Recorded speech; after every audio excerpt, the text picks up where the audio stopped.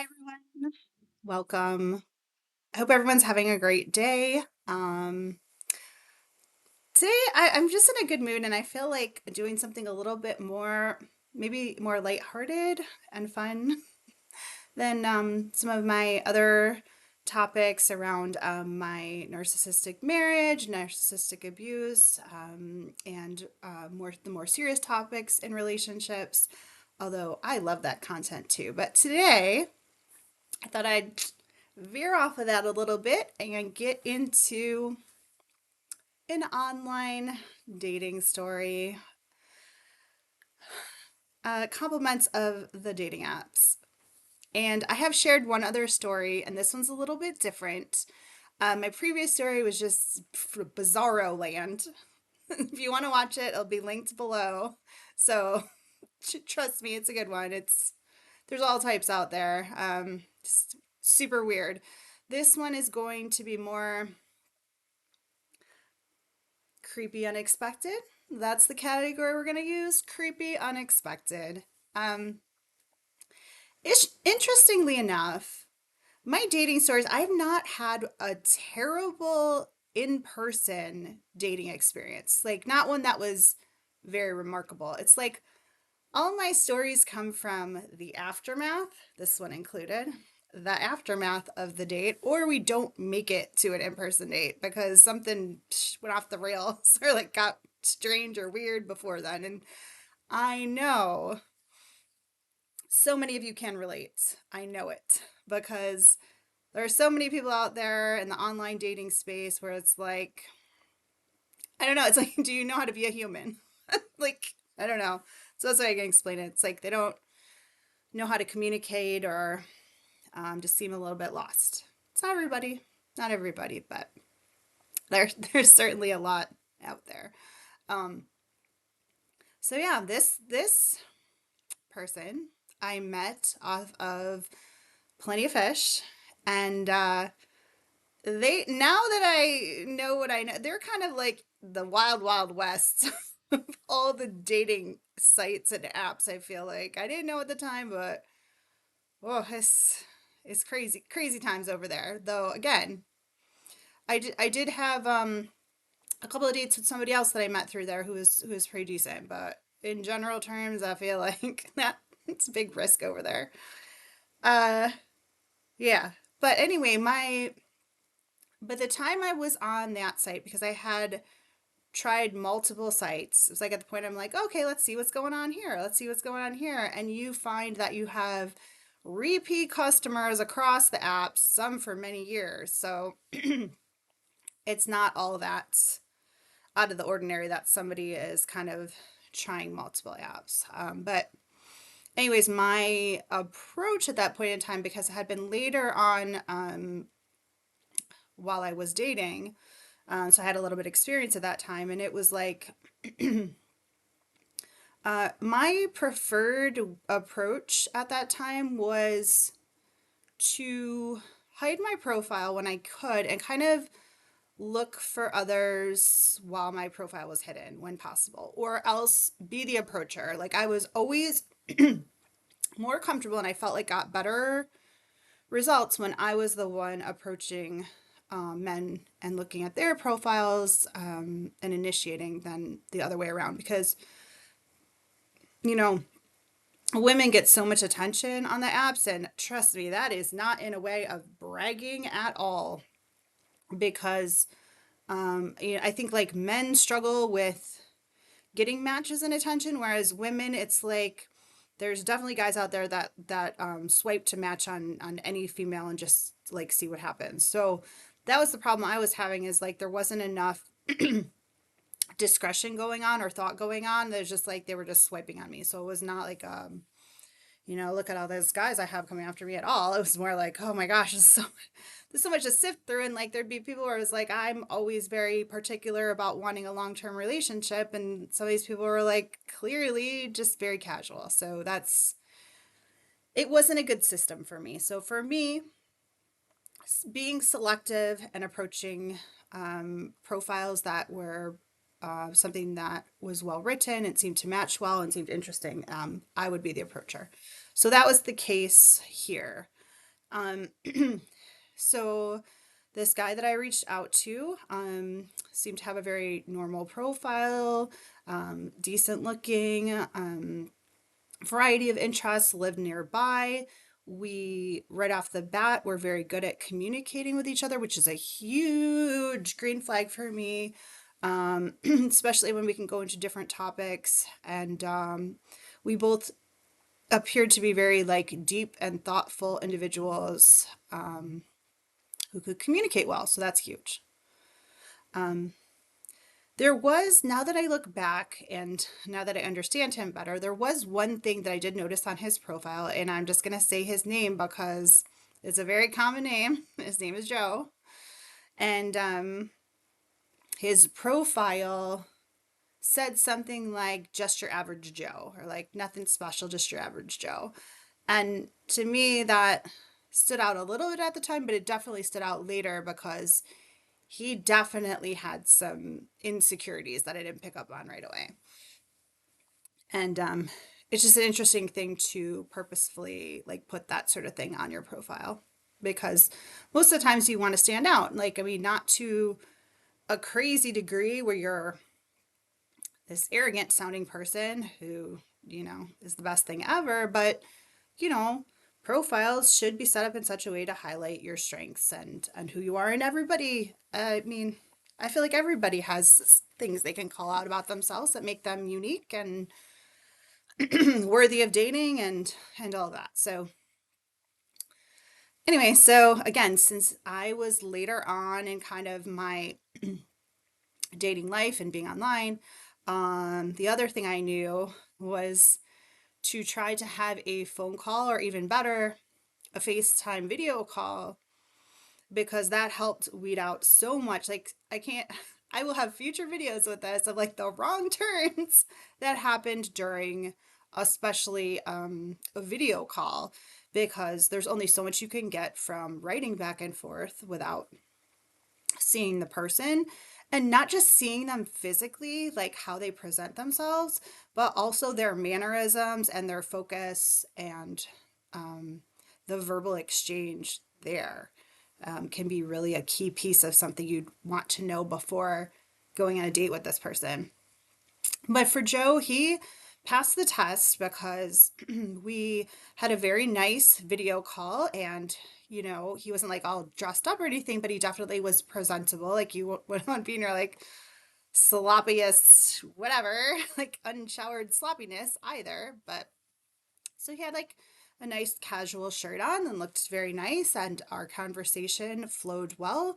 And it was another like, I felt like the time was appropriate too because it was like maybe 20 minutes that we talked, 20, 25 minutes, which is a good chunk of time for an initial call, in my opinion, because I've had other calls where it was like, I don't know how I'm going to get this person off the phone, and we're going into way too much detail way too quickly. Like, there was no pause for me to say, okay, well, it's great talking to you, like no segue into getting out of it.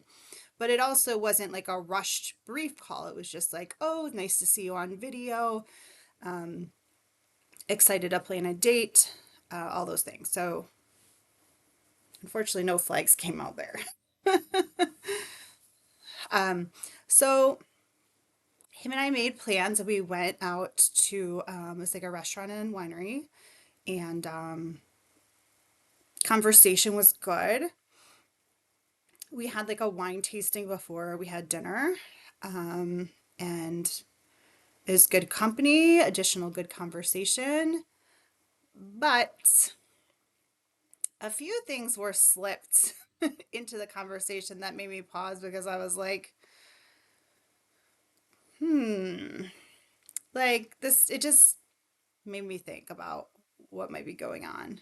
So what he told me was that he hadn't been on a date in a really long time, and he hadn't had a female interested in him in a really long time. So he was surprised that I was interested in him. Like, probably shouldn't say these things out loud, even if you're thinking them. Like, maybe don't tell the person you're on a date with, that you don't get any interest and you're shocked that I'm interested because I'm definitely going to think about why you're saying that. So that stuck in my head a little bit.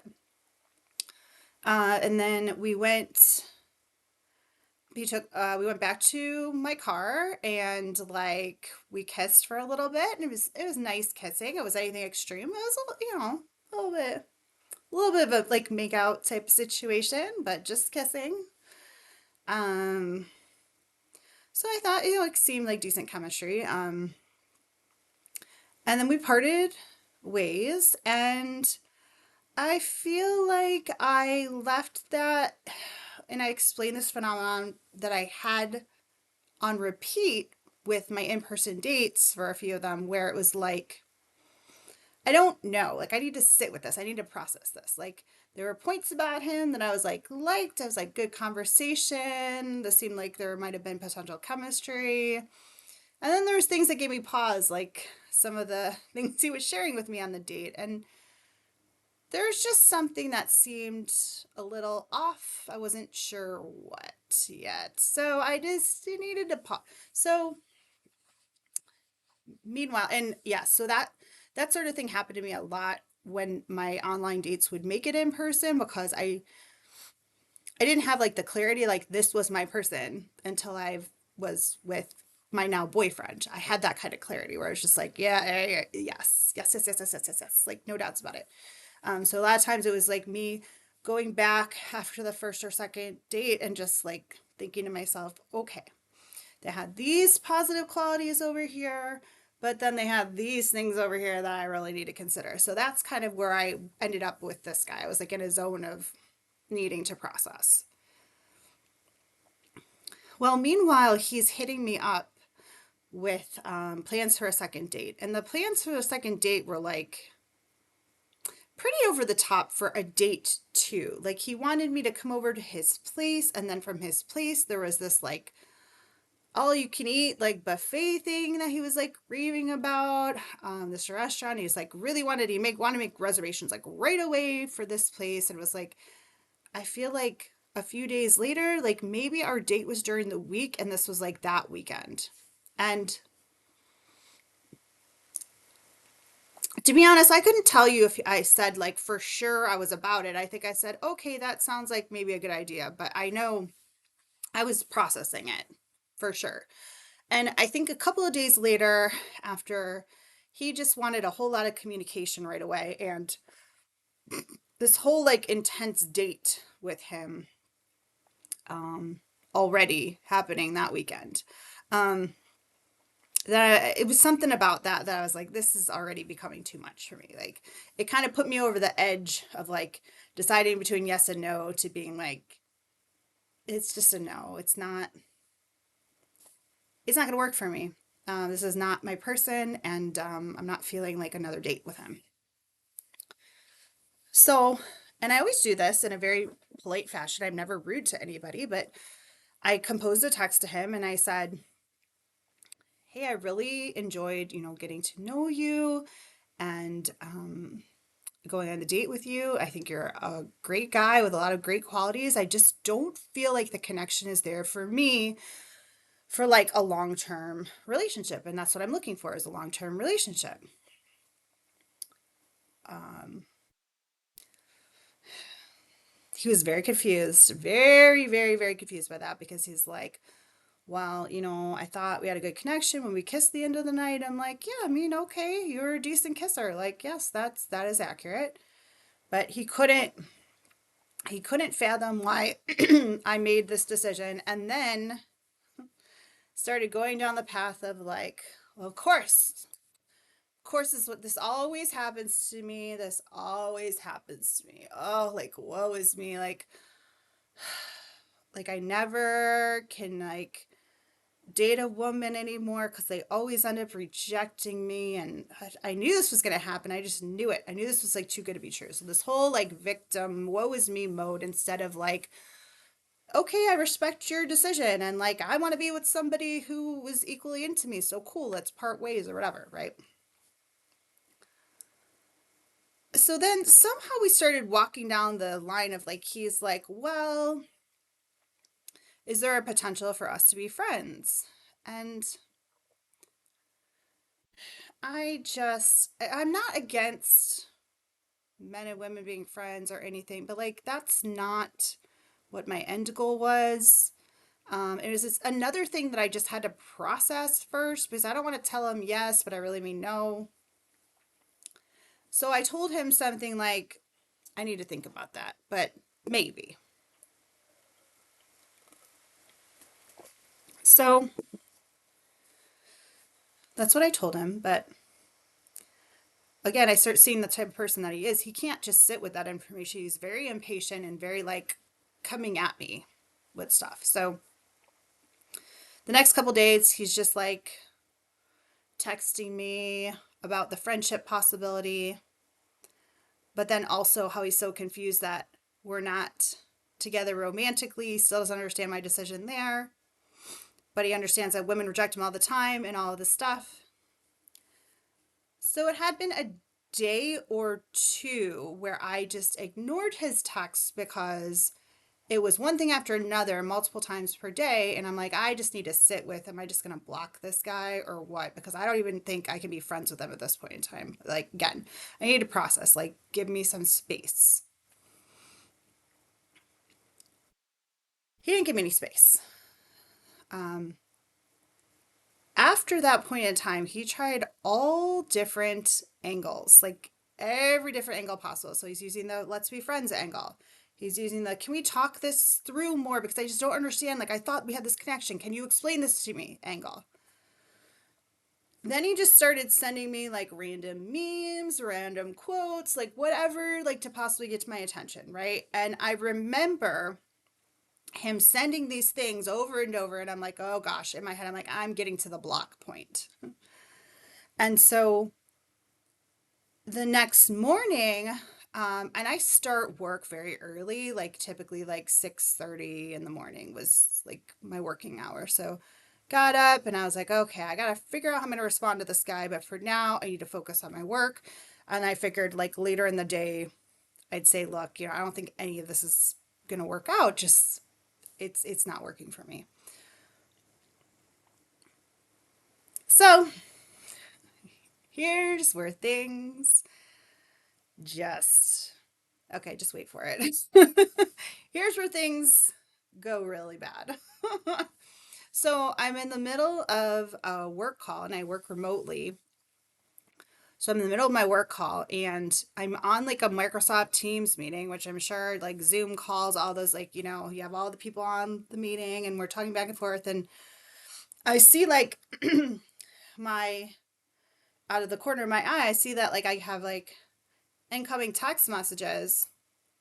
And honestly, I forget even about this guy because I'm like, it's not gonna be texting me like 6:30 or 7 in the morning. I think my meeting was like at 7 because I work for a company that is an hour ahead of me. So for their the majority of the employees, it was like 8 a.m. So I'm on at 7 a.m. and not even thinking, I'm like, think this is one of my kids texting me because they tend to text me that early because it's like, oh, I forgot something for school or whatever. They're already up and going because they're in high school. So I go to grab my phone. I'm on this Teams call. And what is on my phone? What is in my messages? This guy, completely naked. Not even like a, you know what, pic. Not even a D pic. Okay? Full fledged nudity in my face while I'm in the middle of this work call. I literally take my cell phone and throw it to what my bed is over here. Like, throw it onto my bed. And I'm like trying to be in this call like this, like da da da da da da da da. And so he puts next to this picture or the text right before it or right after it, hope this helps your decision making.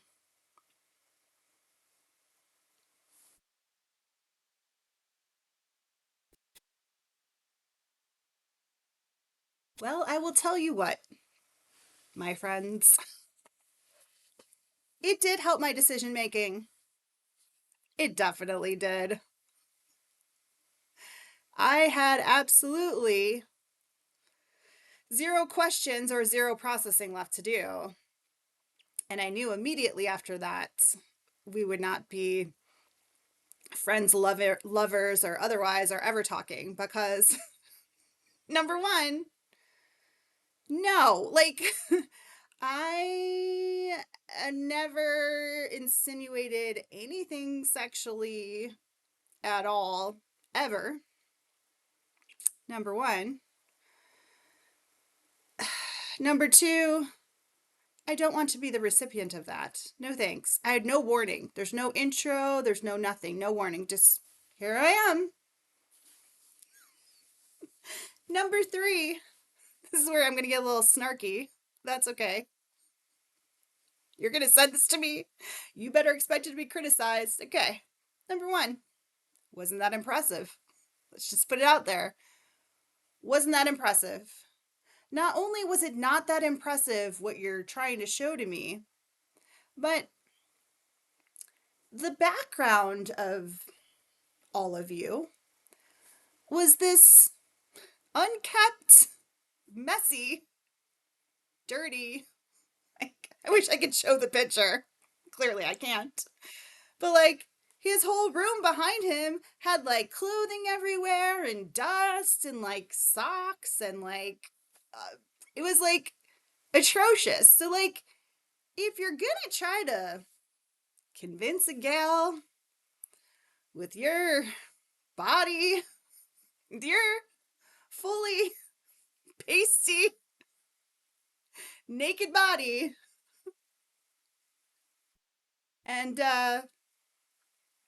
you know, with an unimpressive situation, which I don't care about any of that anyways, but you're trying to promote yourself.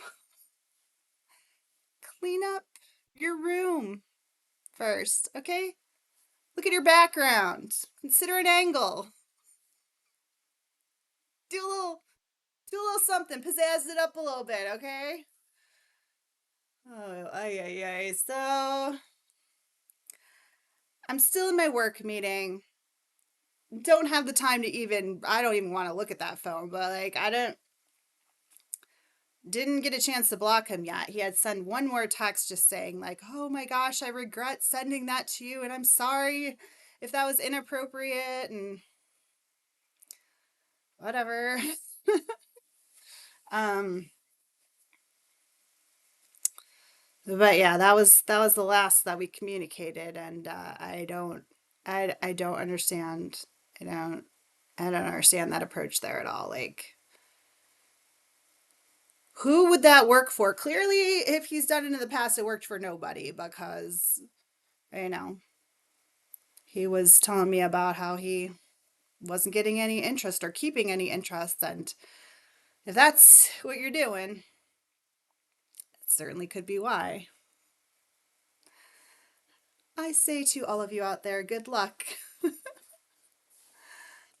You never know what you're going to get post date, even if the date went okay. But